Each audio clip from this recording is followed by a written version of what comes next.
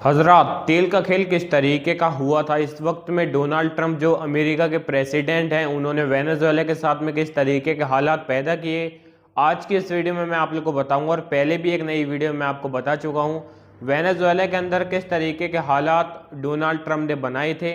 वहां पर पूरी कोशिश की गई थी वेनेजुएला को अपने हाथ में, अपने कब्जे में करने की, लेकिन वहां पर उनका तेल का खेल नहीं चल पाया।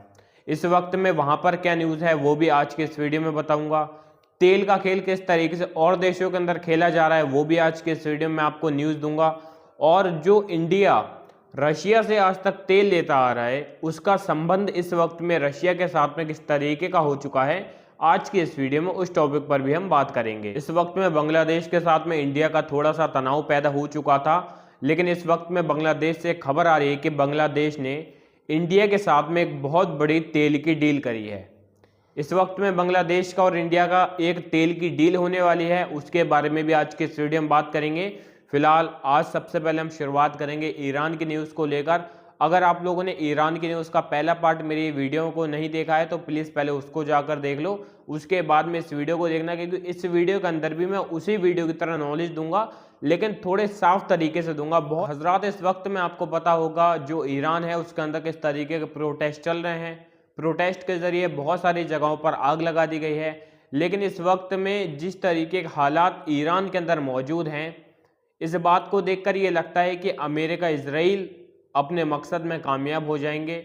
ईरान के जो प्रेसिडेंट हैं आयतुल्ला खामनेई, उनका शासन खत्म हो जाएगा। दरअसल दोस्तों, ईरान के अंदर इस वक्त में ब्लैकआउट है। ब्लैकआउट दंगों के लिए या प्रोटेस्ट के चक्कर में नहीं किया गया है, ये वहाँ के मोशाद को कमज़ोर, वहाँ के मोशाद के नेटवर्क को कमज़ोर बनाने के लिए किया गया है। और ईरान गवर्नमेंट का ये कहना है जो ईरान का ना दंगे फसाद प्रोटेस्ट हो रहे हैं, इन सब में कहीं ना कहीं अमेरिका इजराइल का हाथ है। अमेरिका इजराइल के कुछ घुसपैठिए, कुछ आतंकी लोग ईरान के मोशाद में घुसकर इन सब को चला रहे हैं, इन सब प्रोटेस्ट को अंजाम दे रहे हैं। वहां पर दंगे बढ़ाने की कोशिश की जा रही है, ईरान की गवर्नमेंट को खत्म करने की कोशिश की जा रही है। और ईरानी गवर्नमेंट का ये कहना है कि वहां पर जिस तरीके के दंगे फसाद हो रहे हैं, इसके पीछे कहीं ना कहीं मोशाद नेटवर्क का मामला है। इसलिए ईरान के अंदर हर जगह पर ब्लैकआउट कर दिया गया है। नेटवर्क की बात की जाए, हर नेटवर्क को बंद कर दिया गया है। यकीन मानो वहां के जो गवर्नमेंट ऑफिस हैं, वहां तक के इंटरनेट को एकदम बंद कर दिया गया है। यानी कि आप खुद सोच सकते हैं कि किसी भी जगह का कोई भी इंटरनेट चालू नहीं छोड़ा गया है। आप ना ही टेलीफोन के जरिए किसी से बात कर सकते हैं, ना ही फोन के जरिए बात कर सकते हैं, क्योंकि ईरान का इस वक्त में मानना है कि मोशाद का जो नेटवर्क है, ये इस वक्त में ईरान के अंदर कब्जा करना चाहता है, ईरान के अंदर दंगे फसाद करवाना चाहता है। इसलिए उन्होंने अपने गवर्नमेंट समेत हर किसी का इंटरनेट के ऊपर पाबंद लगा दी है। फिलहाल इस वक्त में ईरान को लगता है कि मोशाद उनके नेटवर्क का यूज करके इन सभी दंगे फसाद को आगे बढ़ाने की कोशिश कर रहा है। इसीलिए ईरान के अंदर इस वक्त में ब्लैकआउट है, वहां का कोई भी नेटवर्क चालू नहीं है। और इस वक्त में तमाम शहरों को आग के अंदर झुलस दिया गया है, तमाम शहरों के अंदर आग लगा दी गई है। सभी लोग सड़कों पर उतर गए हैं। बहुत सारे तमाम चौराहों पर इस वक्त में जो ईरान का नया झंडा है, इस्लामिक झंडा, उसको उतारकर सभी प्रोटेस्टर ने उस झंडों को उतारकर जो पुराने वक्त का यूरोपियन टाइम का जो झंडा था उसको लगा दिया है। इस वक्त में जो तस्वीर आपको मेरी स्क्रीन पर दिखाई दे रही है, जो शख्स डोनाल्ड ट्रंप के बराबर में खड़ा हुआ है, ये है रजा पहलवी।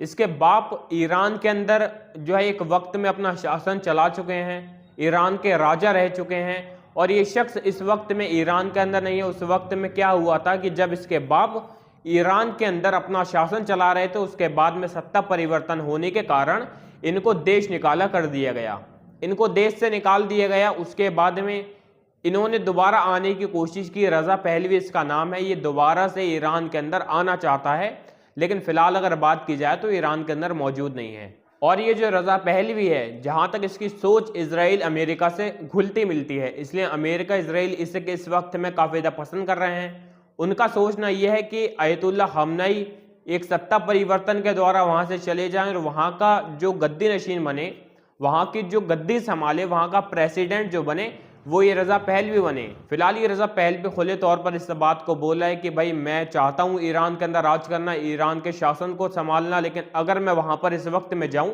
तो वहां का शासन मुझे गिरफ्तार करके जेल में डाल देगा।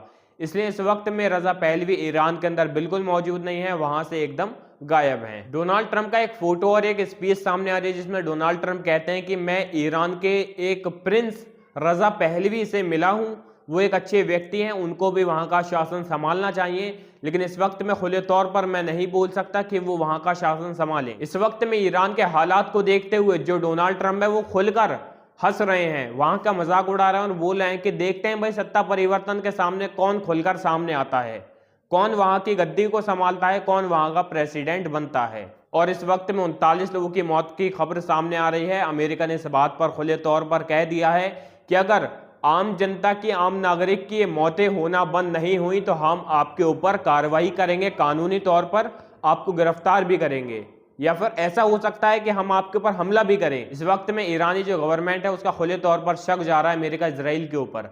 अमेरिका इजराइल इस वक्त में खुले तौर पर जो है हंस रहा है, सभी लोगों के ऊपर बयान दे रहा है कि भाई देखते हैं सत्ता परिवर्तन में क्या होता है। इसलिए ईरानी गवर्नमेंट, अयतुल्ला खामनेई इस बात को सोच रहे हैं कि भाई इन सभी दंगे फसादों के अंदर इजराइल, ईरान का हाथ है, इस बात को भी साइड में हटा दें थोड़ा सा। इस वक्त में डोनाल्ड ट्रंप की नजर वेनेजुएला के तेल के ऊपर है। तेल के खेल के चक्कर में वेनेजुएला के राष्ट्रपति को, उनकी वाइफ को उठाकर उन्हीं के देश से अमेरिका ले गया था। इस वक्त में अमेरिका ने वेनेजुएला देश को बोला है, जो इस वक्त में वहां की राज संभाल रहे हैं, जो वहां के प्रेसिडेंट हैं, उनको बोला है कि आप हमें तेल देंगे। समथिंग 5000 करोड़ बैरल तेल मांगा था और इस तेल को बेचकर जो पैसा आएगा वो हम खुद रखेंगे। और डोनाल्ड ट्रंप ने वेनेजुएला को एक बात और बोली है कि भाई जो भी सामान आप हमारे देश को छोड़कर किसी और देश से खरीद रहे थे, जो भी सामान, वो अब सामान आप अमेरिका से खरीदेंगे, हमसे खरीदेंगे। कोई भी सामान हमसे खरीदकर वेनेजुएला के अंदर आप बेचेंगे, हमें उस बात से कोई हर्ज नहीं है। और एक बात खुले तौर पर सुन लो, आप लोग एक बात को जरा सोच कर देखो कि जो डोनाल्ड ट्रंप अमेरिका के प्रेसिडेंट हैं वो वेनेजुएला का तेल लेंगे, तेल को बेचकर पैसा अपने पास रखेंगे, अपना जो खुद का सामान है वो सामान जबरदस्ती वेनेजुएला को बेचेंगे, जबरदस्ती, जबकि वेनेजुएला की और देशों से डील है। जो बात है वेनेजुएला की रही, लेकिन एक और बड़ी खबर सामने आ रही है, रशिया का, रूस का एक जहाज पानी के अंदर कुछ सामान लेकर ट्रांसपोर्ट कर रहा होगा इधर से उधर, तभी अमेरिका ने उस जहाज को पकड़कर अपने देश अमेरिका के अंदर ले आए। और अफसोस इस बात का है कि रूस अमेरिका का कुछ भी नहीं कर पाया। रूस के कुछ नेता परमाणु हथियारों की धमकी खुले तौर पर दे रहे हैं, लेकिन इस बात का भी पता नहीं लग पाया है कि भाई कोई फैसला लिया है। इस वक्त में इस बात की खबर है कि रूस ने इस वक्त में अमेरिका के ऊपर कोई फैसला नहीं लिया है। दरअसल अटलांटिक महासागर में यूएस की आर्मी ने रूस के एक जहाज को झंडे समेत अपने पकड़ में ले लिया है, जिसका नाम मारिनेवा बताया जा रहा है। इस जहाज के अंदर कुल 28 लोग थे, उस जहाज के अंदर 3 भारतीय भी हैं। और अमेरिका ने इस जहाज को लेकर एक बात बोली है कि ये जहाज वेनेजुएला से तेल लेकर रूस जा रहा था और ये अमेरिका के खिलाफ है, अमेरिका की गाइडलाइन के खिलाफ है, इसलिए हमने इस जहाज को पकड़ लिया है। अमेरिका खुद इन सभी चीजों पे प्रतिबंध लगा लेता है, उनको पकड़ने के बाद में अपने देश में ले आता है और कोई देश उसका कुछ नहीं कर पाता। लेकिन बड़ी बात तो ये रही मेरे भाई कि अमेरिका जब उस जहाज को पकड़कर अपने देश की तरफ ले जा रहा था, उसी पानी के अंदर रूस की एक पनडुब्बी मौजूद थी, लेकिन उस पानी के अंदर किसी भी तरीके की कोई हलचल देखने को नहीं मिली। रूस की पनडुब्बी ने यूएस की आर्मी के ऊपर ना ही कोई मिसाइल दागी, ना ही कोई फायर किया। सोचने वाली बात यह है कि जिस जहाज को अमेरिका ने पकड़ा है, क्या वाकई में उस जहाज के अंदर तेल था या फिर कोई और सामान था। लेकिन इस वक्त में एक्सपर्ट्स की अगर मानी जाए तो एक्सपर्ट्स का कहना यह है कि भाई जिस जहाज को पकड़कर अमेरिका अपने देश में ले गए हैं, हमने पनडुब्बी से उनके ऊपर इसलिए हमला नहीं किया क्योंकि पनडुब्बी की जो कीमत है वो जहाज से कई गुना ज्यादा है। और एक चौंकाने वाली बात यह है कि अटलांटिक महासागर के अंदर रशिया की एक पनडुब्बी मौजूद तो है, लेकिन उसकी लोकेशन किसी भी देश के पास में नहीं है। लोगों को इस बात का नहीं पता है वो पनडुब्बी है किस जगह पर मौजूद। अगर धोखे से वो पनडुब्बी यूएस की आर्मी के ऊपर जरा सी भी मिसाइल कुछ ताक देती तो उसकी लोकेशन अमेरिका की आर्मी को पता लग जाती और अमेरिका की आर्मी उस पनडुब्बी को वहीं पर खत्म कर देती, उस पनडुब्बी को पूरी तरीके से नष्ट भ्रष्ट कर देती। इसीलिए पनडुब्बी जो थी रशिया की, उसने कोई भी किसी भी तरीके की हलचल ना करते हुए कोई फायर नहीं किया। लेकिन जब रूस का एक जहाज इन लोगों ने पकड़ लिया, रूस के जहाज को पकड़ने के बाद में रूस के बहुत सारे नेता इस बात को बोल रहे हैं कि भाई जहाज को तो पकड़ लिया वो कोई बात नहीं है, लेकिन परमाणु हथियारों के जरिए हम इस देश के ऊपर हमला करेंगे और करना भी चाहिए, क्योंकि जिस तरीके की दादागिरी अमेरिका इस वक्त में कई देशों पर दिखा चुका है, ये किसी भी देश के लिए सही नहीं है। लेकिन इस वक्त में सही बात यह है कि यूएस की आर्मी रूस के जहाज को पकड़ कर ले गई और कोई भी देश उसके ऊपर किसी भी तरीके का हमला नहीं कर पाया। तो इसी तरीके से अमेरिका पूरी दुनिया पर कब्जा करना चाहता है। तो फिलहाल अब इस न्यूज़ को हम लोग साइड में हटाते हैं, बात करते हैं इंडिया और बांग्लादेश के कुछ संबंधों की। इस वक्त में काफ़ी ज़्यादा तनाव देखने को मिले थे, क्योंकि शाहरुख खान का मैटर आ गया, दीपू का मैटर आ गया, बहुत सारे। इन सभी न्यूज़ों के बाद में बांग्लादेश और इंडिया का जो संबंध है वो बिगड़ने के कगार पर थे। लेकिन हमारे जो भारत देश के संबंध हैं वो बांग्लादेश से इस वक्त में ख़त्म नहीं हुए हैं, और संबंध जब तक ख़त्म नहीं होते हैं, व्यापार जब तक ख़त्म नहीं होता है, जब तक किसी भी देश को अपना दुश्मन देश करार ना दे दिया जाए। फिलहाल अपने जो इंडिया के संबंध हैं वो बांग्लादेश से भी ख़त्म नहीं हुए हैं, और जब तक एक देश को दुश्मन देश करार ना दे दिया जाए, वहाँ से कोई भी व्यापार या फिर वहाँ का कोई भी व्यक्ति हमारे इंडिया के साथ में संबंध रख सकता है, उसमें कोई भी हर्ज वाली बात नहीं है। जब तक वहाँ के देश को, या फिर चाहे बांग्लादेश है, कोई सा भी देश है, उसको दुश्मन देश करार ना दे दिया जाए। और इन सभी मामलों के बाद में एक बड़ी खबर सामने आ रही है कि इस वक्त में जो बांग्लादेश है वो इंडिया से 18,000 टन डीजल खरीदेगा।